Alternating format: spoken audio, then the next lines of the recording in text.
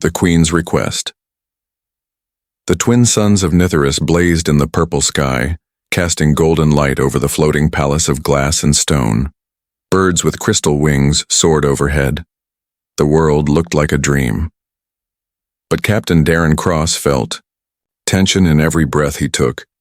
He had been sent here as an engineer diplomat, assigned by the Human Federation to repair old alien technology and improve diplomatic ties. 3 months had passed quietly, until today, a royal guard in silver armor arrived at his door.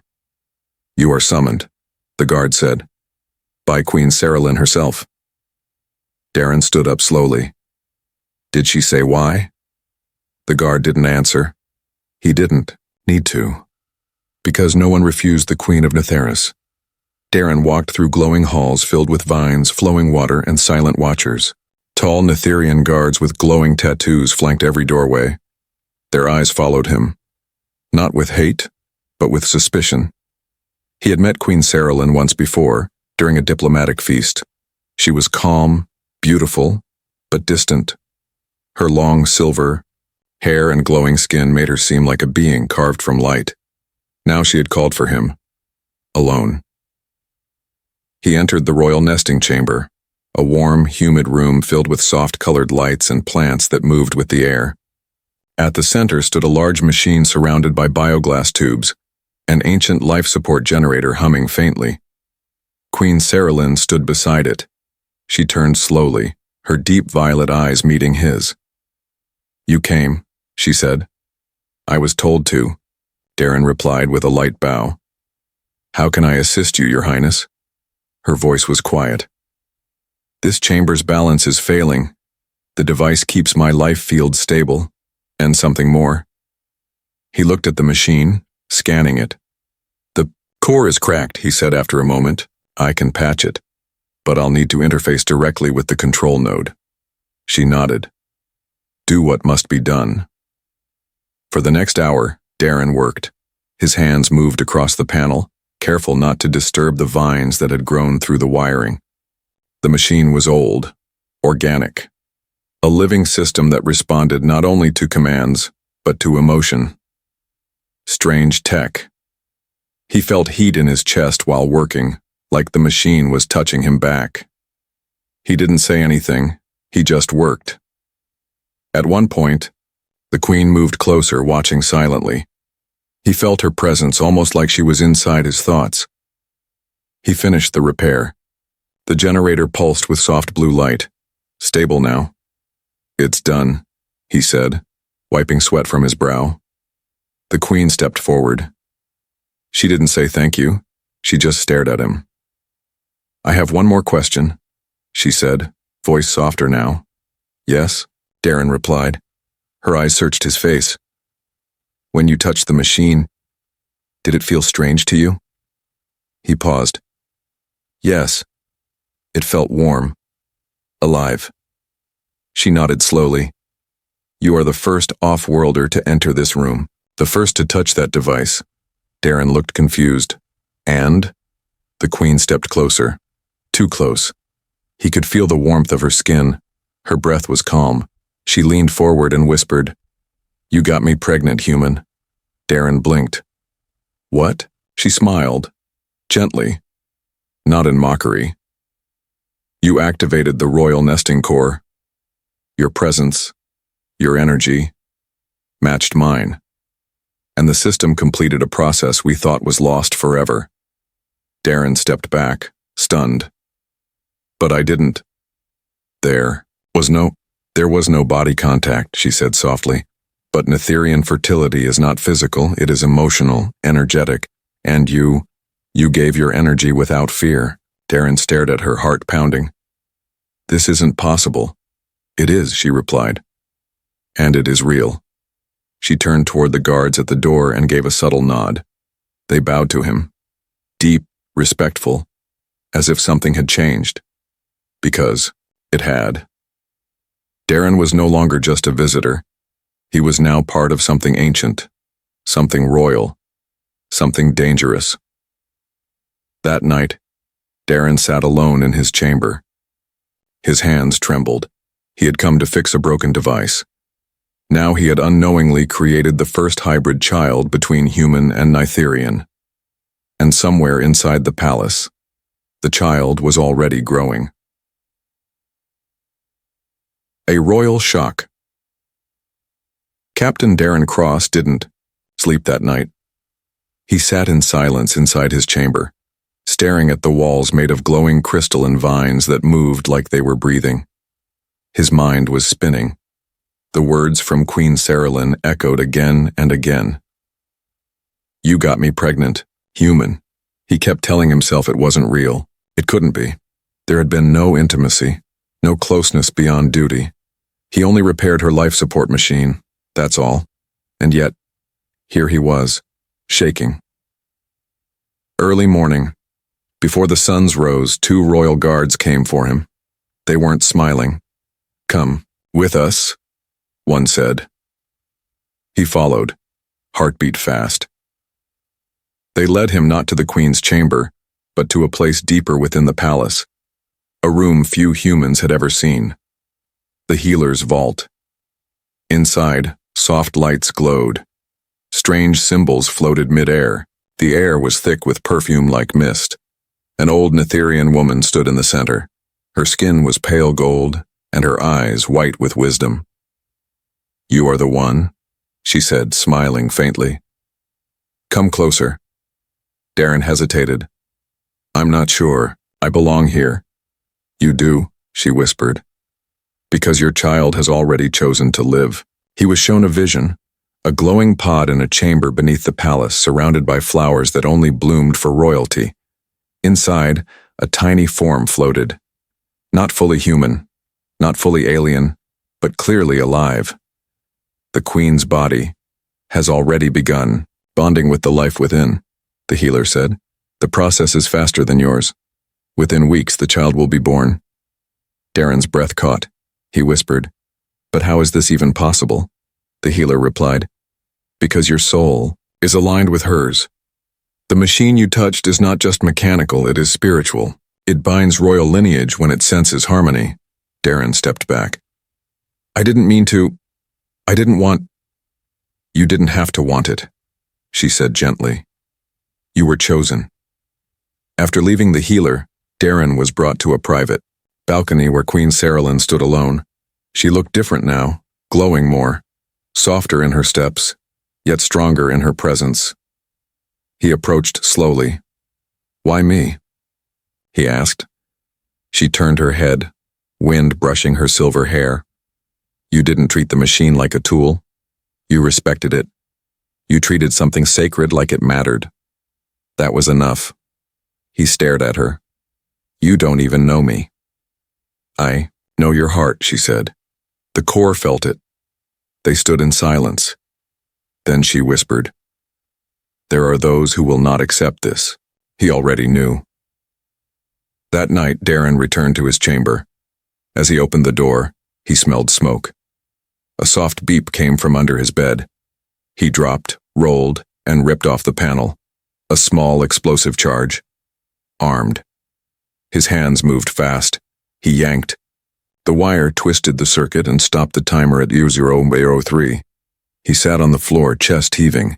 He had just survived an assassination attempt, and it had come from inside the palace. Later, Lysel, the Queen's personal guard captain, arrived to investigate. He examined the bomb, scowled, and said only 2 words. "Royal blood." Darren frowned. "One of her own people?" Lysel nodded.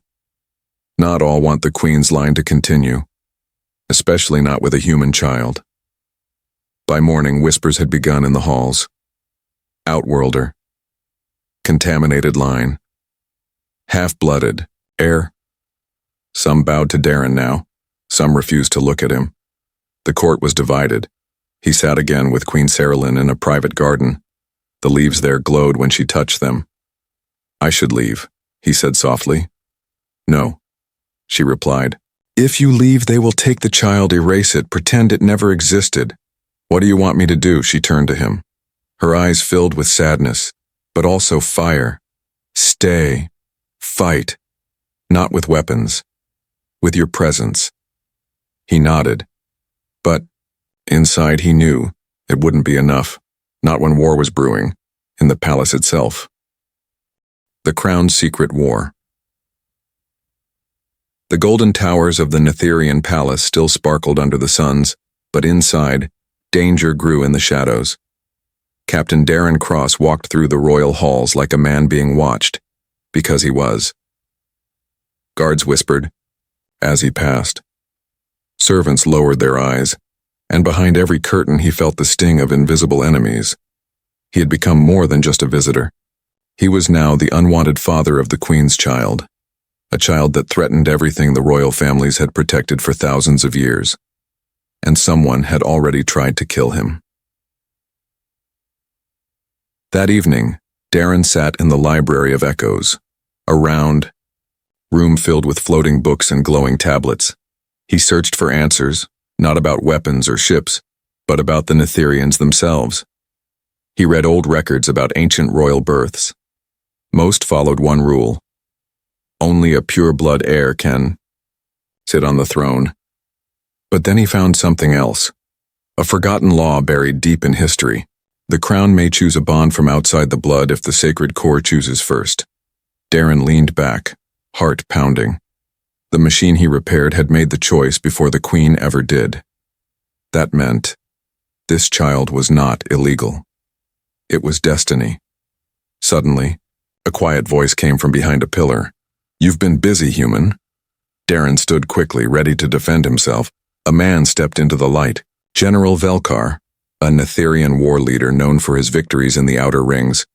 "I'm not here to kill you," Velkar said calmly. "I'm here to offer you an escape." Darren narrowed his eyes. Escape from what? From what's coming? The general walked closer. "The royal families are dividing. Half want your child dead. The others are afraid of a war." "I won't run," Darren said firmly.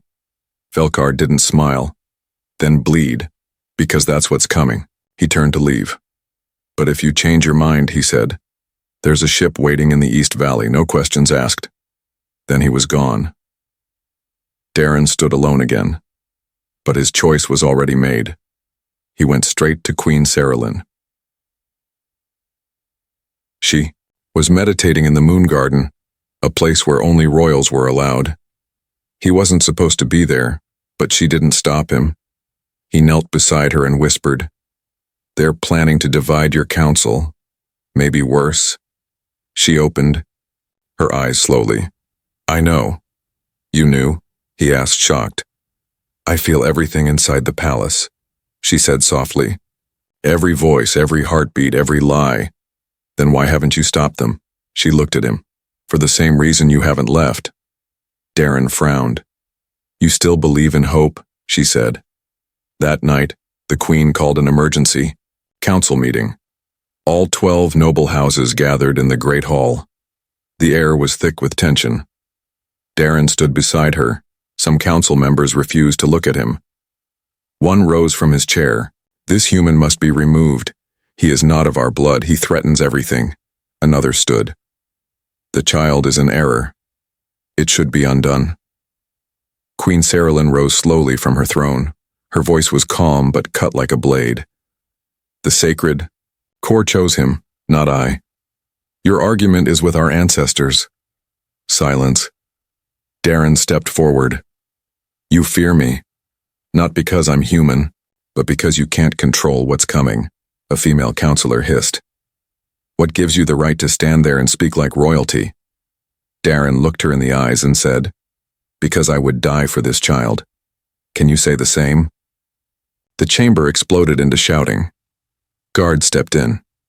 The council began to split. Outside the hall, a shadow moved across the rooftops. A sharp-eyed assassin in black armor slid through the palace vents with a single mission: eliminate the unborn. Meanwhile, Darren and Saralyn walked alone in the quiet throne corridor. She stopped beside him. "I was raised never to love anyone outside my people," she whispered. "But I don't feel fear with you." Darren looked at her. "I didn't mean to stay this long." She smiled faintly. "And yet you're still here." Suddenly, a blast echoed from the east wing. Smoke, screams, The assassin had made his move. Darren drew his pulse blade. "Go to the vault," he said. "Protect the child." "What about you?" she asked. He smiled. "I'm going to remind them what humans fight like." The unseen heir. The palace walls shook with the sound of battle. Red lights flashed through the crystal halls. Servants screamed. Guards clashed with masked attackers in black armor, assassins sent by the royal purists. Their mission was clear: kill the unborn heir. Erase the bloodline before it changes everything. Captain Darren Cross ran through the smoke-filled corridor, blade in hand. His uniform was torn, his boots burned, but his eyes were sharp with purpose. Every muscle in his body moved for one reason: protect the queen, protect the child. He burst into the east wing and found 3 Netherian guards fighting a group of attackers. One was already down, another was losing blood fast. Darren jumped into the fight without hesitation. One assassin charged. Darren spun low, sliced through the attacker's leg and flipped his blade upward, straight through the chest. Another came from behind, but Queen Saralyn stepped in, her hands glowing with violet light. A burst of energy knocked the second assassin into the wall. She turned to Darren. "They're close to the vault." Darren nodded.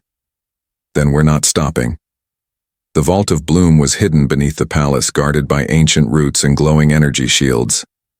Inside, the nesting pod floated gently, holding the unborn child, still forming, still alive. Kari, the royal healer, stood trembling beside the pod, hands shaking. "They're trying to break the outer shield," she cried. "The core can't hold without protection."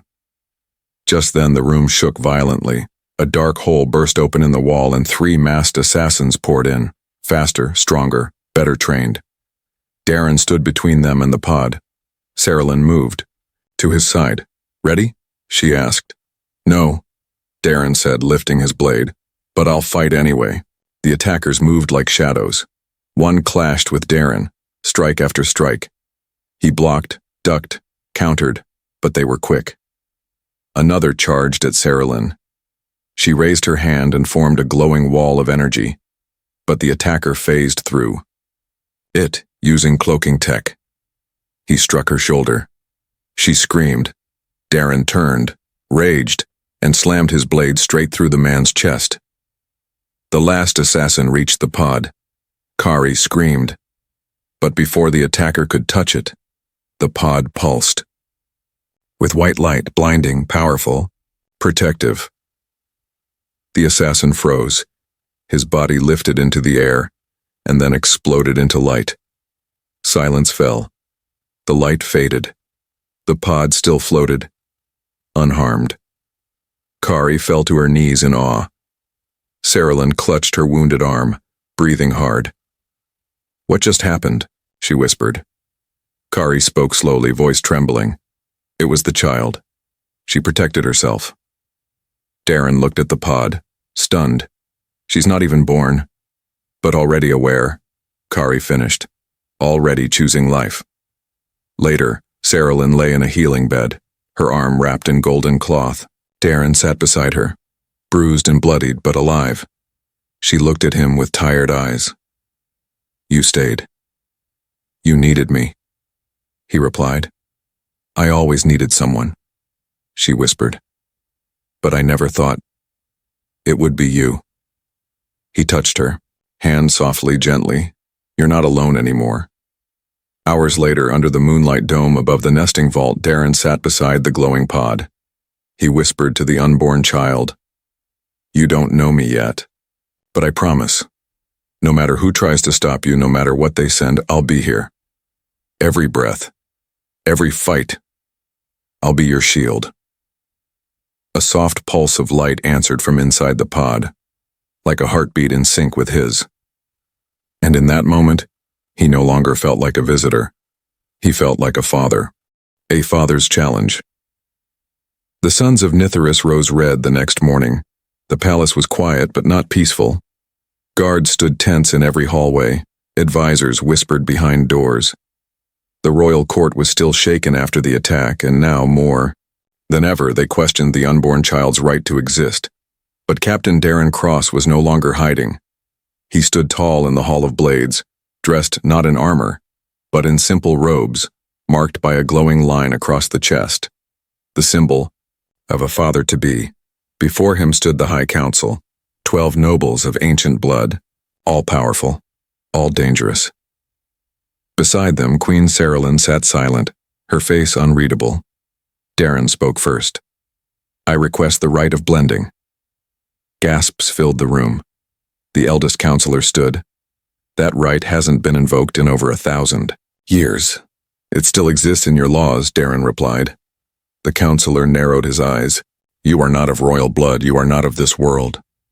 "But the sacred core chose me," Darren said, "and the child is part of me. If you deny this right, then your laws mean nothing." The queen finally spoke. "Let the right begin." But the council didn't accept so easily. "You want protection rights over a royal heir?" The eldest said. "Then prove your strength, prove your heart, and prove your place in our history." He raised a scroll. "You will go to the dead moon of Virex 4. Bring back the Stone of Echoes, if it even still exists." Another counselor added, "It lies deep in the caverns of fire. Many who entered never returned." Queen Saralyn stood. "That's a death sentence." The eldest shrugged. "Then let the stone decide his fate." Later, in the armory, Darren, strapped on his travel gear, Queen Saralyn stood behind him, watching. "You don't have to go," she whispered. "If I don't," he said, "they'll keep trying to kill you. And the child." She stepped closer. "Why risk everything for a daughter you've never even met?" He turned to her. "Because she's already fighting to be born. I won't let her fight alone." Saralyn looked at him with something more than admiration, something closer to hope. Virex 4, the trial. Moon, the surface of the moon was black rock and red sky. Steam vents hissed across the ground. The air was hot and heavy. Darren entered the Cavern of Echoes with only a light pack, a breathing mask, and a blade. Inside, the walls whispered in strange voices. Fear, memories, regret. The stone was said to test not the body, but the spirit. He walked for hours through twisting tunnels and boiling rivers of light. Visions flashed before him. Images of Earth, of war, of Saralyn's wounded face, of the unborn child reaching for him with glowing hands. He stumbled to his knees. "Why, me?" he whispered. The voices answered back. "Because you don't seek power. Because you care more for others than yourself. Because you are not perfect, but you are willing." At the center of the cavern, Darren found it. A floating stone, small and clear, humming with soft energy. He reached for it, and for a moment he saw everything. Saralyn giving birth. The child growing, running, laughing, and himself, holding her. He returned 3 days later, exhausted, burned, wounded, but alive, and holding the Stone of Echoes in both hands. Gasps filled the court. Even the High Council stood in silence. The eldest counselor stepped forward, took the stone, and held it to the queen's womb. It pulsed gently. Recognized, he turned to Darren. "You are now protector of the crown." Saralyn walked to Darren slowly. She placed a hand on his chest. "You went into death's heart, and came back for both of us." He smiled weakly. "I said I'd protect her with everything I've got." The child of two sons. The twin sons of Netheris were still below the horizon, but inside the vault of bloom something brighter was rising. Queen Saralyn lay inside a cocoon of energy, her breath sharp, her skin glowing with pulses of gold. Around her the air shimmered as the ancient core responded to her pain. She was going into early labor. Kari, the healer, moved quickly. "She's 2 weeks early," she whispered. "Is that dangerous?" Darren asked, heart racing. Kari nodded. "Not if the child chooses to survive." That answer made no sense to most humans, but this child wasn't human, not fully. She was half Netherian, half Darren, born of machine, spirit, and love. Outside the chamber, guards stood alert. Loyalists of the Queen surrounded the area, but so did enemies. The palace was no longer safe. Whispers of rebellion had grown louder since Darren's return from the trial moon. Many noble houses feared the hybrid child. Some called her a curse, others a weapon, and that fear was about to break into violence. As Saralyn screamed in pain, a thunderous explosion shook the palace walls. Darren rushed to the window. Smoke, fire, screams. The eastern courtyard had been breached. Kari turned pale. "They've come. Stay with her," Darren said, grabbing his blade. Outside, chaos unfolded. Rogue soldiers in black and gold stormed through the halls, chanting the name of a forgotten bloodline. End the error. Protect the purity. Erase the unborn. Darren stood at the entrance to the vault alone, blade ready. One by one they came. 5, 10, 15 attackers. Darren's heart pounded, but his hands were steady. He wasn't fighting for politics anymore. He was fighting for his daughter. The first attacker lunged. Darren sidestepped, slashed, blocked another blade, kicked one backwards. They circled him. He bled from the arm, but didn't stop. "None of you," he growled, "will take her from me." Behind him inside the chamber, Saralyn let out one last scream. A blast of white and violet light filled the room. Kari shielded her eyes. And then, silence. The baby's cry rang out like a song. Soft, high-pitched and glowing with energy. Kari wept. "She's alive." At the same moment, the palace stopped shaking. Every torch dimmed. Every wall pulsed, and from deep within the ground, a wave of calming light exploded upward, blinding the attackers. Darren collapsed to his knees, blinded but safe. The light faded. He opened his eyes and saw her, the child of 2 suns tiny, wrapped in light, eyes glowing silver and blue, a shimmer of golden skin and human softness. Saralyn held her in trembling arms, smiling through tears. "She chose life," the Queen whispered. Darren walked to them slowly. The baby looked at him and smiled. A small, quiet smile, but it felt like the beginning of something massive. Then, the doors burst open. The rebel commander, armored in obsidian, entered with 5 elites. "Step away from the child," he ordered. Saralyn stood up, weak but strong. "You will not touch her." He raised his weapon. "She is not of our world." Darren stepped between them, blade in hand, child now in his arms. "She is of both worlds," he said. "And she is mine." Suddenly the baby's eyes glowed bright. The commander's weapon shook in his hand, and then melted. He dropped it, screaming. All 5 rebels fell to their knees, crying out as energy from the child's body paralyzed them. She wasn't angry. She was protecting. Kari whispered, stunned. "She has the power of her ancestors and the courage of her father." Later, the palace was quiet again. The rebels were captured, and the council had seen it all. They no longer argued. They no longer doubted. They only watched in fear, in awe, in respect. That evening under the stars, Darren stood with Saralyn on the royal balcony. She held the child. He wrapped his arms around both of them. "She saved us," he whispered. "No," Saralyn said softly. "You did." A new future begins. 3 weeks had passed since the night of the rebellion. The palace had changed. No more shadows in the halls. No more whispers of bloodlines.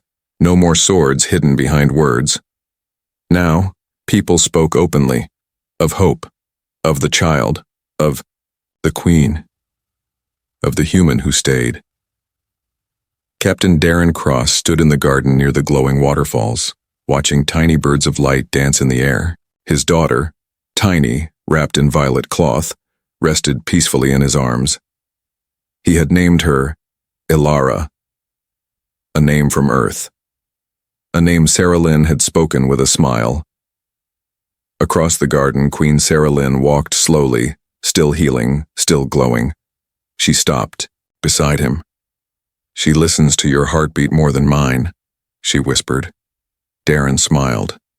"She's smarter than both of us already." Sarah Lynn looked at him. "You know the council has accepted her, truly. They now call her the child of balance." "She doesn't belong to one world," Darren said. "She belongs to both." Sarah Lynn nodded. "And so do you." That afternoon, a silver ship landed in the palace courtyard, a human vessel, Federation class.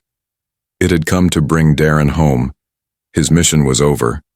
The crew saluted him. "Sir, your seat is ready. Earth is waiting." He stared at the ship for a long time, then looked down at his daughter, her small hand gripping his shirt. Inside the palace, Sarah Lynn sat on her throne. The hall was full of diplomats, traders, scientists, from across the stars. They had come to see Alara, to learn about what Netheris and Earth had created together. But one seat beside the Queen remained empty, until Darren walked in. He didn't wear armor, or his human uniform. Instead, he wore soft Netherian robes, marked with the royal crest on one shoulder and Earth's insignia on the other. The hall grew silent. He walked to Sarah Lynn and said, "Earth will understand. This is where I belong." That night, under the twin moons, Sarah Lynn and Darren stood side by side. Alara giggled in Sarah Lynn's arms, her small fingers glowing with light. Darren looked up at the stars. "I came here to fix a machine," he whispered. Sarah Lynn smiled, "And ended up fixing a future." He turned to her, gently touching her hand. "I didn't choose to become a father, or a royal, or a symbol." "Then what did you choose?" she asked. "I chose to stay," he said simply. "And I'll keep choosing you." Final scene years later.